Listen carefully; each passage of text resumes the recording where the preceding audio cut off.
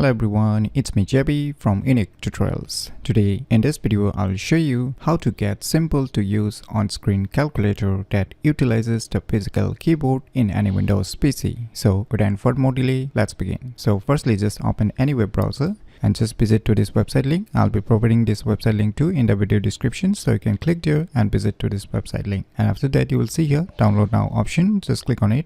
Now just click on this download option. So finally the file has been downloaded, so let me go to the folder where it is being downloaded and let me close this web browser. So now just double click it to extract this zip file. Now just open the extract folder.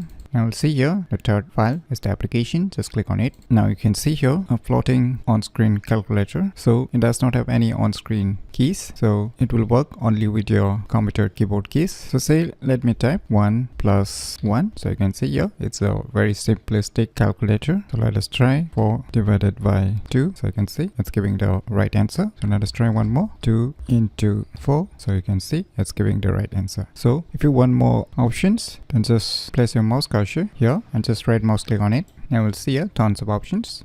Under the calc, you will see here tons more options. Insert math, and see here tons more options. Auto calc, recent equations, memorize equations, options. So you can see more options here, tons more options. So I'll not make you bored by showing each and every option, so you can check out by yourself. So by using this school application named as Calculator, you can easily get simple to use on-screen calculator that utilizes the physical keyboard in any Windows PC very easily. So if you never known about the school application, then you should definitely give it a try. So if you find this video tutorial useful, please click on the thumbs like button, and if you're new to our channel, click on the subscribe button, and lastly, thanks for watching.